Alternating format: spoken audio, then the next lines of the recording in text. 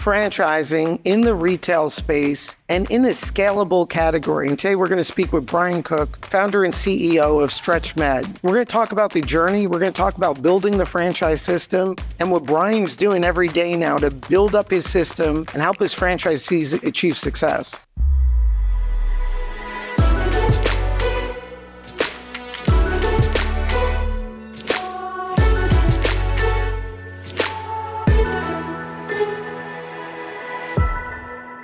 Brian, we're going to have a good conversation today. And StretchMed Labs, boutique fitness, you're scaling and growing. And so I'm going to be interested in the journey, what it was like to start, where you're at, and really talk about franchising here. Hey, Charles. Yeah, looking forward to it. So we were briefly speaking before we started the video, and we were talking about scalability, just so we could baseline where you're at today, where StretchMed is, how many franchisees, how many are open, and we just build a baseline from there.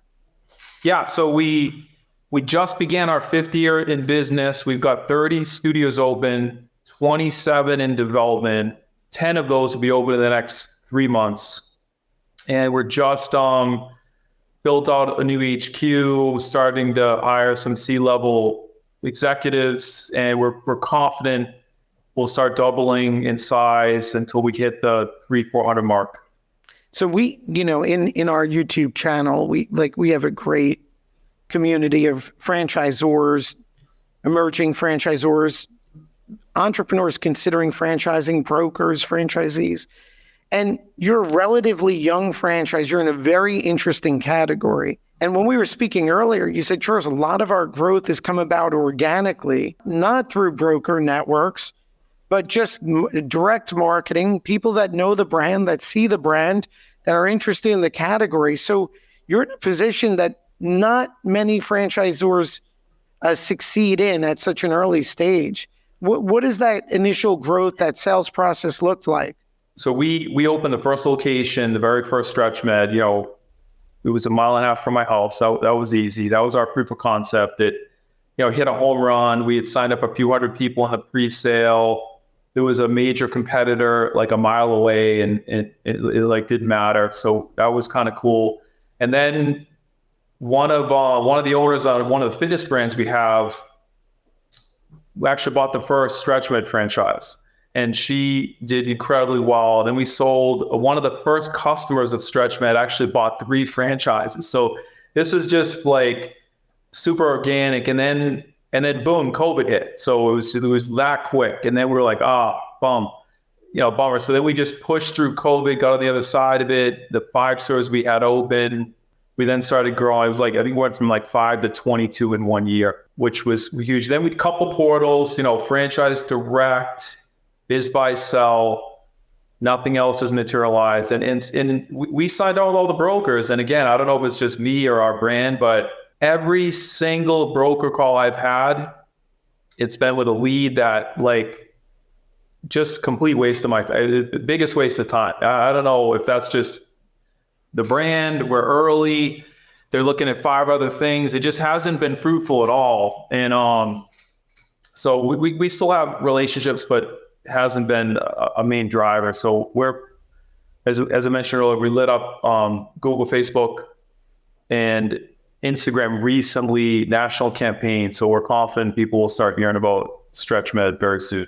Yeah, you're sharing some critical information for these new and emerging franchisors. Generally, I look at 3 categories when I'm having a conversation with a new franchisor, or I'm cautioning someone about whether or not franchising is right for them. And our focus is on industry, unit economics, founder mindset, and goals with a 5-year vision. And what's interesting about StretchMed, right, if I'm looking at it from an industry standpoint, you're in a new industry that is gaining customer awareness. It's in a scalability stage. There's great customer value in terms of the services that are being offered. People are discovering every day, I didn't know I needed these stretch services and how great they are. In fact, someone had that conversation with me the other night. So when we look at the industry, you're in a favorable industry, right? But there's so many other franchisors, other brands out there that would be having or may be having a conversation today saying, I just didn't gain any traction. I didn't get any sales. And I think it brings up an important point. Yours is what you started off organically with your customers and people that know your brand. So, I mean, I don't know if you're giving yourself enough credit for what you've achieved. It's pretty remarkable. Well, thanks for that. What I would, my advice to any new franchisor, and this is now the third time I've kind of grown a franchise brand from just that one store, 3 stores, 5 stores. So with StretchMed, you'll see the majority of our stores are in Boston, Massachusetts area. I wouldn't even think of anything other than once, it's 1, 2, 3, it might be 10 in your very local market before you even consider national. Because once you go national, it's not that the model doesn't work elsewhere, it's the mindset. It's the franchisee mindset that things are different in this part of the world. And granted they are, but they're not materially different. Like we know that it's different, but not materially different. So the other thing that I found that works really well is just opening and flipping. So my advice, and I've done this multiple times, open one, sell it, open the second one, sell it, open. Just keep opening and flipping to create the traction. And for me, it's always been 3. Once you get to 3 units, it takes off. And you got to work really hard unit economics, and get really clear on return on cash and return on time. Right. And we're really working hard with StretchMed so that our owners are really analysts that study, 10 numbers, but really it's just 3 numbers we look at, just 3. And those 3 tell the whole story. And if you're sucked into the business, it means you have the wrong manager. So let's just fix that and then kind of get back to being an investor as opposed to a small business owner. So when you're having a conversation with franchisee candidates, because I think it's very powerful what you just said in terms of return on cash, return on time, right? So you're focused on the opportunity profile, the economic positioning of your franchise offering, which I believe is probably the biggest overlooked opportunity that emerging franchisors make. And it's very interesting how you're phrasing it in terms of return on cash, return on time. And without getting into item 19 type numbers or financial numbers for this conversation, what does that conversation sound like with prospective franchisees? So yeah, here's an example. So we have one franchise owner, they got an SBA loan. So they put $40,000, which is the franchise fee, initial fee, $40,000. They then got an SBA loan for like another $160,000. So they're $200,000. And then year 1, let's say like this particular store had profit of $59,000. So if you think about that for a minute, they pulled $40,000 out of their pocket and had a return of $60,000, right? So they have a greater than 100% return on cash. And then if they spent 10 hours a week on the business, so we want them to really focus on that, because at the end of the day, we don't have any more time. So we've got to study where we spend our time and what's the return. And the goal for us is if we can show a C-level executive that when you start getting in the business of developing people, you're going to start really getting a much greater return on your time. And then in terms of cash, I've obviously invested in the stock market and get 10% and obviously not going to move the needle. And the other thing I'd like to stress is that wealth creation is the direct correlation of your ability to develop people. And developing people is really hard, but no one wants to admit that that's the flaw. We're only as good as our team, we're only as good as people we develop. So we really stress that. So if an owner opens up a StretchMed, they're developing one person, it's the manager. The manager is developing the assistant manager is developing the part-timers. There's no reverse delegation. The owner is managing part-timers.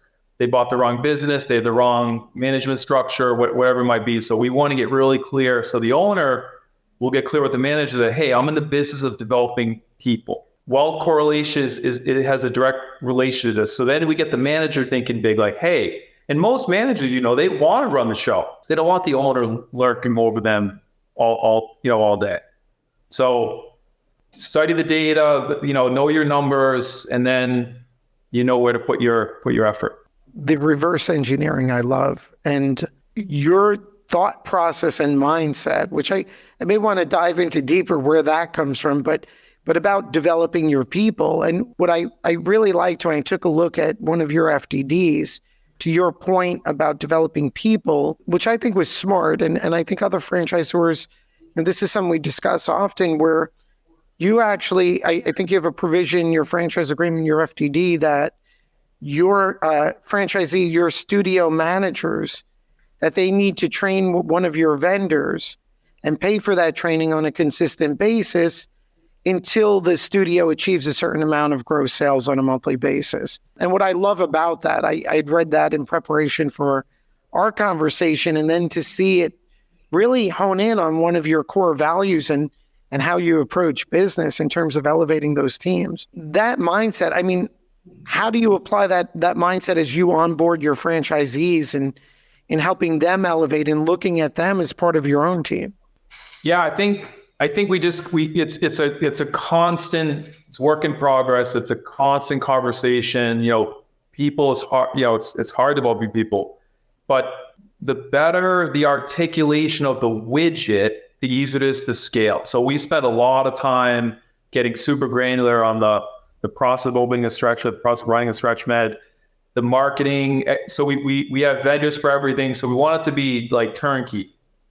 And then you open up a StretchMed, we light up the marketing, leads are coming in, and we just study the flow from lead. So the 10 pieces a day is really 3. So we measure how many intros booked, how many free intros booked, tells us whether it's by month or total, tells us the marketing's working.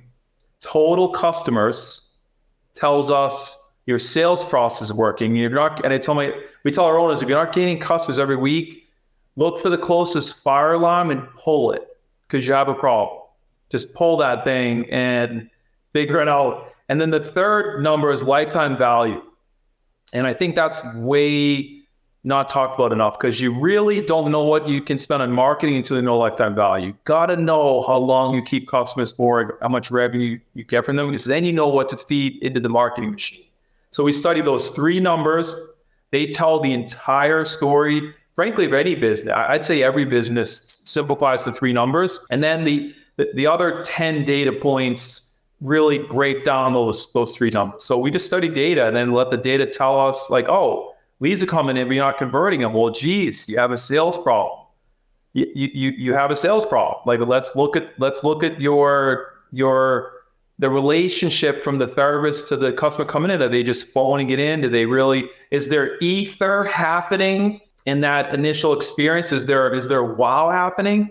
Or is it just someone couldn't be bothered whether they're stretching someone or not? So there's always a reason for something. And then if you're not keeping people, well, then the quality of the stretch. And we spent 9 months just developing the stretch, nothing else but just the product we deliver. So we've got a killer product, because you can get the product right.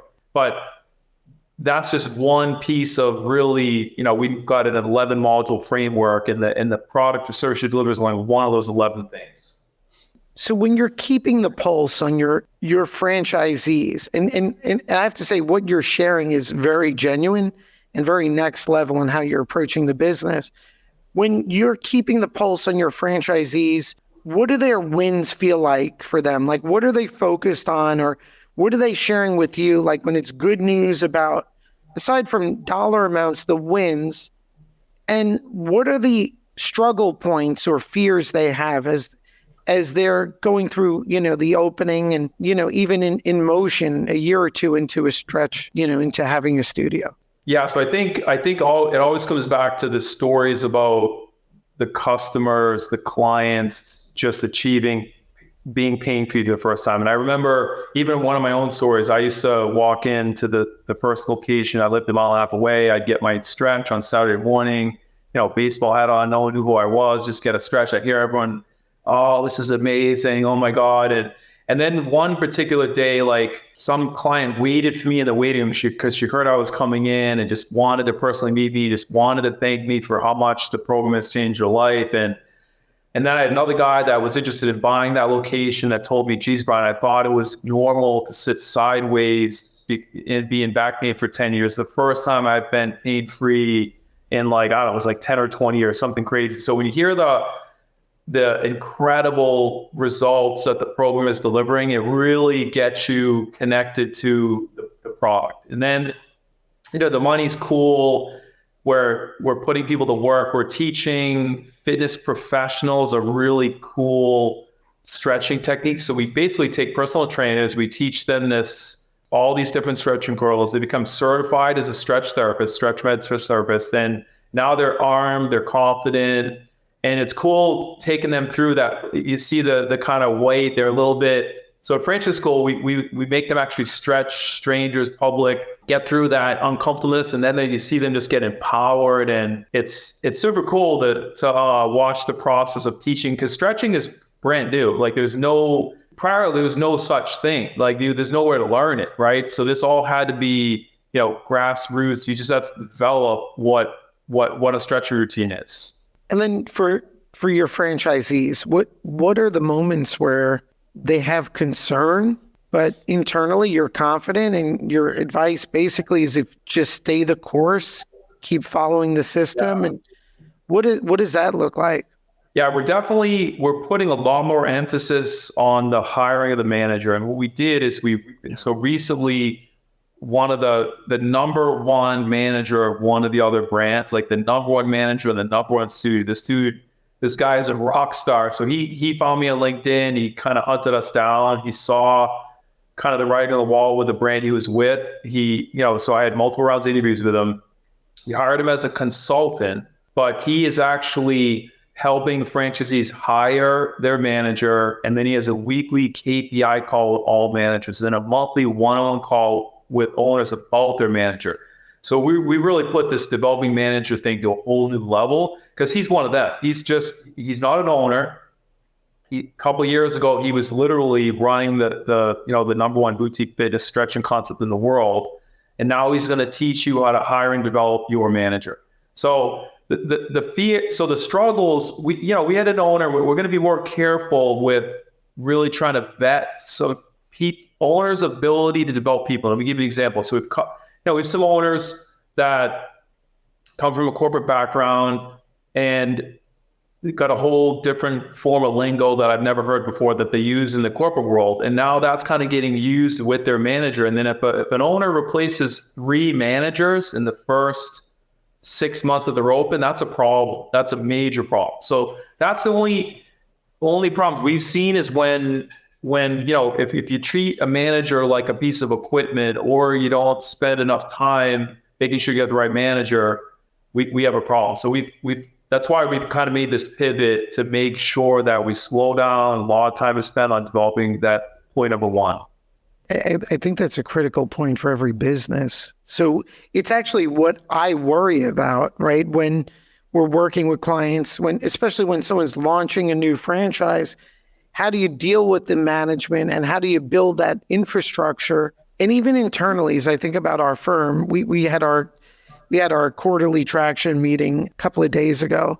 And one of the takeaways was that we were scheduling for the firm a quarterly meeting about client experience and quality, right? And so the point there was, we don't have that consistent meeting about that particular topic, because it turns out it's always the little things, the day-to-day, every little interaction. So I think it's amazing, because your whole business revolves around that client experience, that customer experience, those manager meetings. And I got to imagine, like every service-based business and even retail business, the biggest pain point has to be managing team members and higher level staff, right?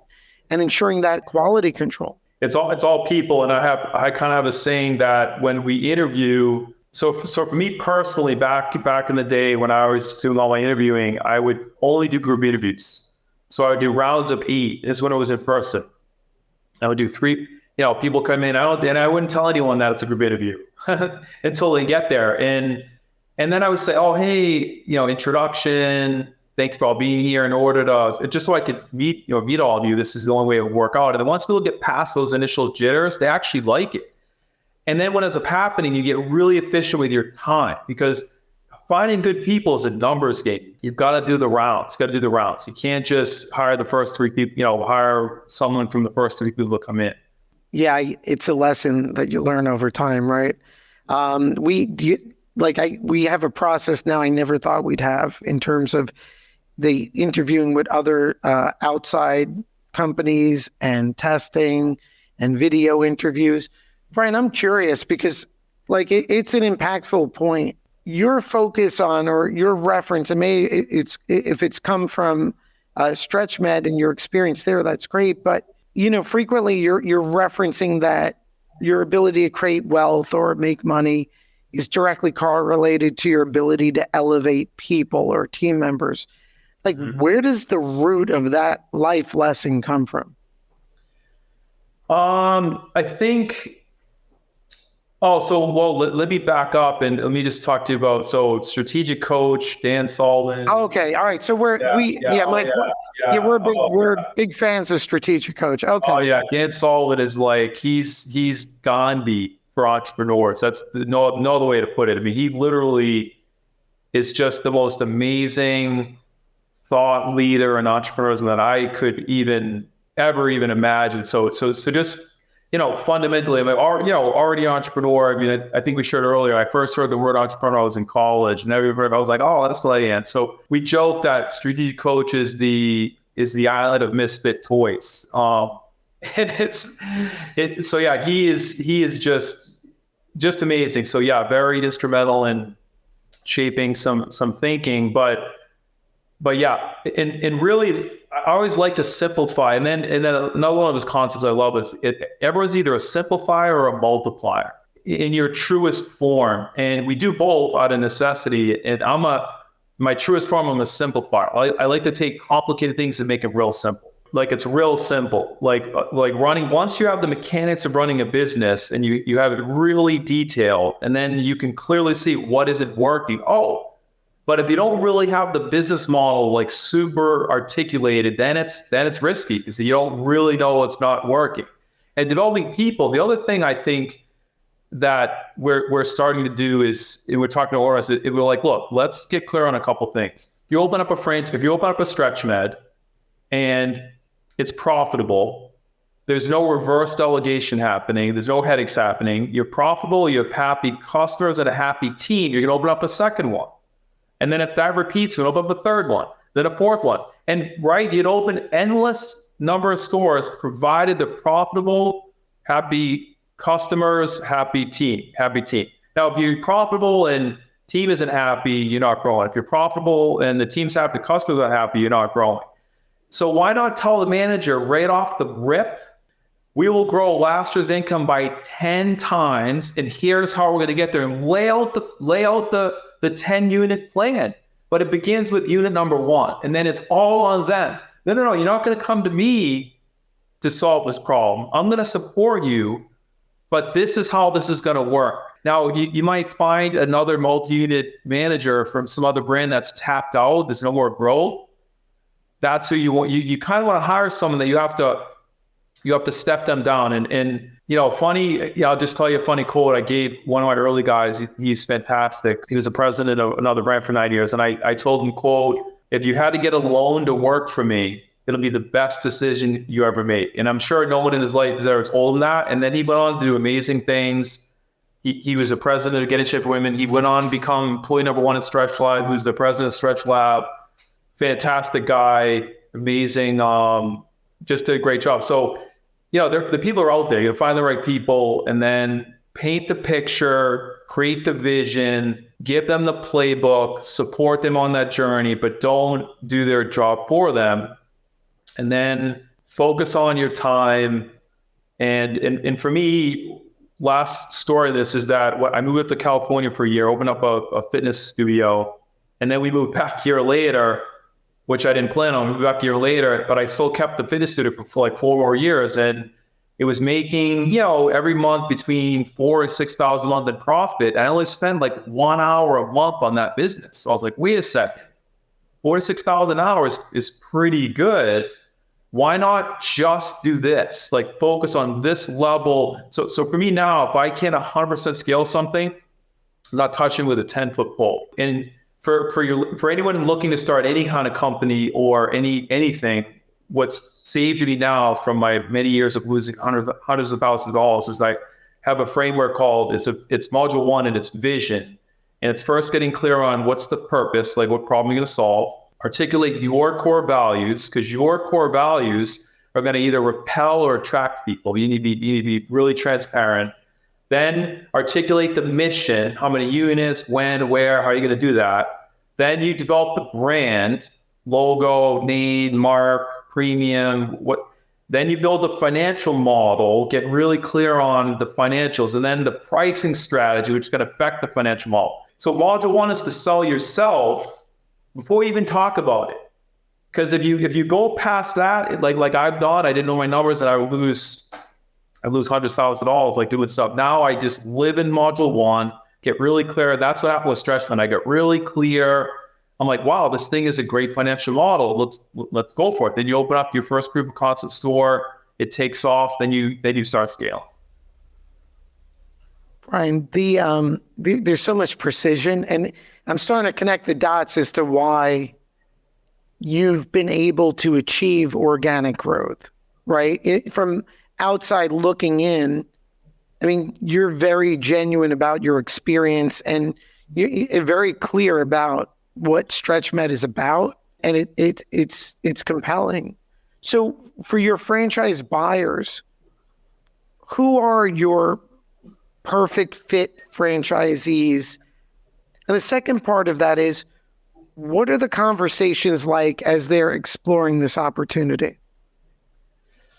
Yeah, so I think as you know, franchise owners, it's all walks of life, right? We've had, I think it's first, good students, people that want to come in and learn a system. Sometimes your most successful franchisees in other walks of life kind of want to come in and rewrite the ops manual. So, good students first.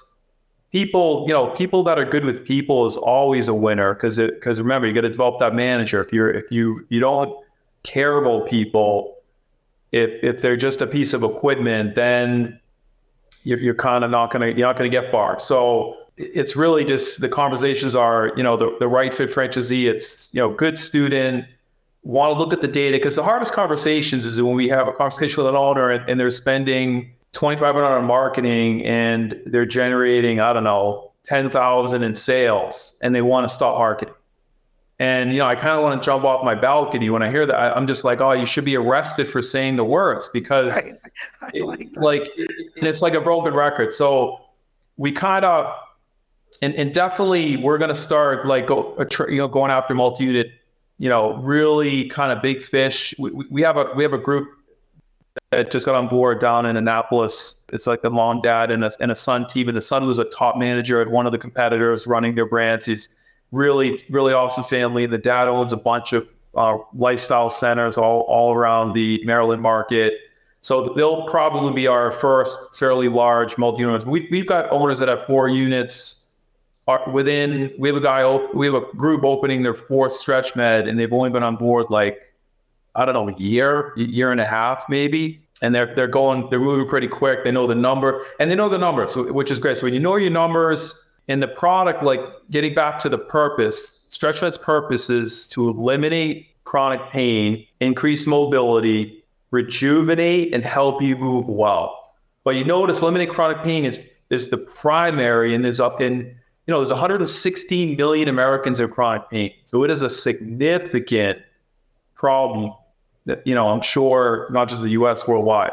So when you can target something that's pain, where people are, eating, drinking, maybe, medication that to deal with this pain, rather than, hey, let's just get your body moved the way it was designed to move, and we can get out of pain naturally. So that's pretty much what we do.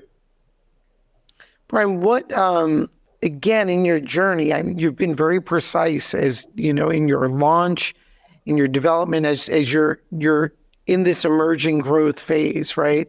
focus on unit economics, multi-unit franchisees, elevating franchisees to elevate their team members, right? What's going to stick with me is consistently, because something I evaluate the strength of our, as I left our office yesterday, went to a meeting and as reflecting that the strength of our organization is so tied to our team members. I mean, it's so as advice for new franchisors or emerging, entrepreneurs that are thinking about franchising, my concern always, I don't know why this automation is happening, by the way. My concern always is so many entrepreneurs enter the franchise space and they enter with the wrong information and the wrong expectations. Whether it's a developer or a company that makes franchise sales sound easy, or like we're going to do everything for you type things. So what advice do you have to those that are thinking about?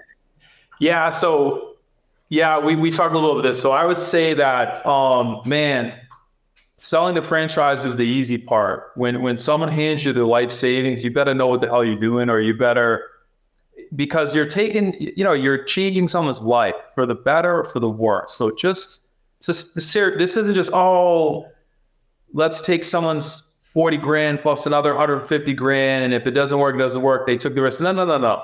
Like, if you want to sleep good at night, you better give them crazy support. And frankly, as you know, there is not a lot of money under 50 units. I'll say under 100 units.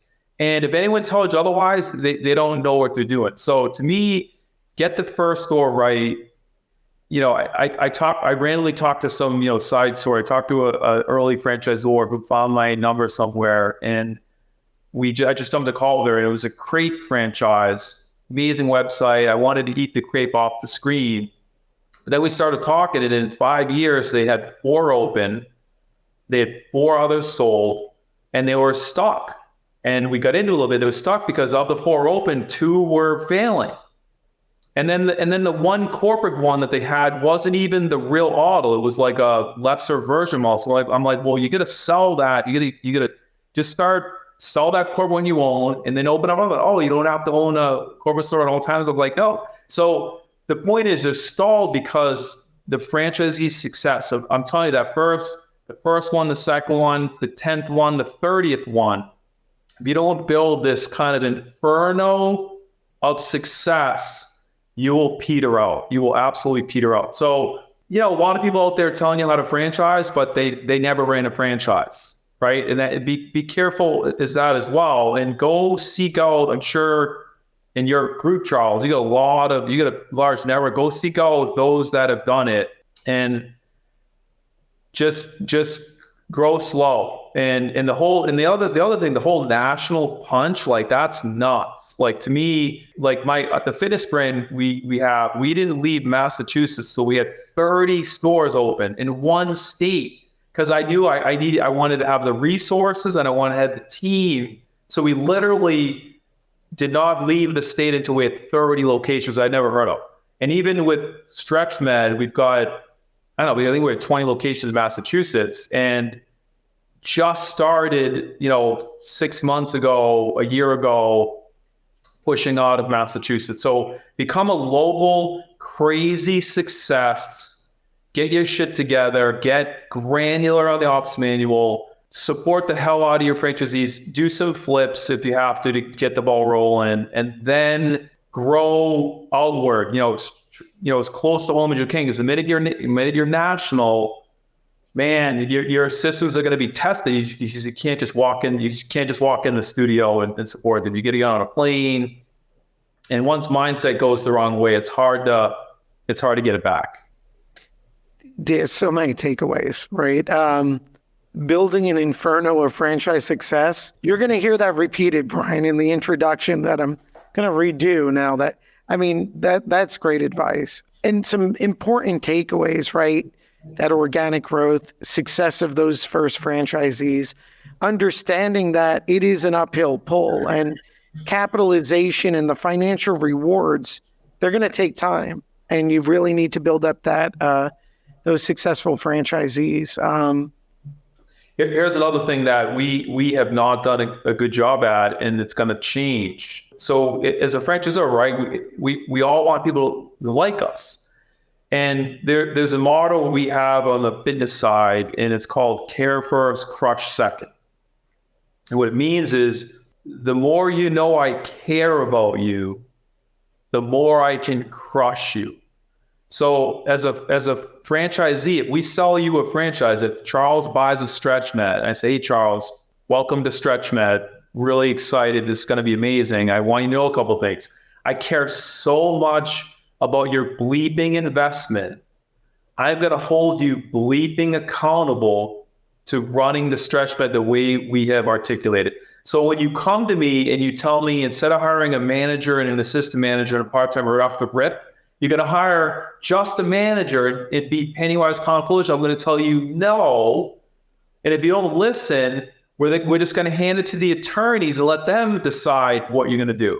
But if we allow you to go 3 degrees to the right at the onset, you're going to shoot yourself in the foot, and you're going to, it's already happened. So that you got to find the way to hold franchise owners accountable, but not be rude about it. So the caring and the empathy, and that the way this works is your investment comes first, our friendship comes second. It's not friendship first, and you have to make money whether you like it or not. We're going to get you to really good profitability, and then if you like me in the process, awesome. But I'm going to be your coach. And here's the playbook, and we're not going to rewrite it. Now, if you're a top 10 owner, sure, we may, and the way we like to say this, it's like learning a franchise, really going to run a franchise is like learning a new language. And the top 10 owners get to modify the pronunciation. They don't completely change the language, they just change the pronunciation of the language. But until you're in the top of the system, we're not going to discuss how we're going to change things or improve things. That makes no sense. So, it's funny. We have conversations often with our clients, and it's when you reach those points of, hey, what do we do with the non-compliance? And no one wants to just terminate a franchisee or have that relationship. I mean, our clients are amazing, the level they care. And very often I tell them we have to embrace them, but embrace them so much that either they're going to succeed or we suffocate them, right? And what I try to do, even we've got some pretty, we still do. We've got some, on one of the other brands, like we've got our number one franchise owner with $250,000 a year in profit just filed an arbitration because her 10-year franchise ran out. And imagine the 10-year term ran out. So now it's time to renew. We bent over backwards. We waived the renewal fee. We waived literally arbitration to try to avoid the non-compete. So now here we go. But I put my thinking hat. I'm like, all right, this is business. Let's just not get emotional with it. So I just let it be business. And I had a meeting with our attorneys this morning, and we're going to give her the opportunity to flip back and pay our attorney fees. No more, no, same deal. Some charlatan convinced you that you could do this, even though we're 2 for 2 with non-compete wins at hundreds of thousands of dollars of damages. So this charlatan convinced you to part with your money. We're going to give you the benefit of your number one owner making a lot of money, and we care about the ladies that are in your fitness brand. But yeah, I always try to first have gratitude, because without the owners, there is no team. Without the team, there's no me. But it begins with the franchise owners and even their teams, their managers. So that's why the owners and managers are always going to be invited to the annual convention. And so it's just being grateful no matter what, because without the owners and whatever problems they give us, we have no company. This happens often. I have no idea what to expect. And I think I'm helping someone else out when we have these podcasts, and I'm like the first beneficiary. I can't even begin to tell you in a no BS way, right? I appreciate this conversation. I mean, you've impacted me in terms of how I view so many things I'm thinking about. And I know the advice that you shared here today is so powerful for emerging franchisors and for others. And so I'm really, really glad that you're part of our community and spending the time together today. Yeah, thanks for having me, Charles. When you love what you do, and that expression is lonely at the top. I mean, I'm really excited to help other emerging franchisors and entrepreneurs franchise their concepts. So that's a future chapter that's in the works. Just starting StretchMed really helped me realize that I really love the scratch to probably 100 units, scratch, branding, financial modeling, run through the 11 modules, build a framework. And then once it works, I want to go build another one. So yeah, really cool. Glad to be here. Thanks, Brian.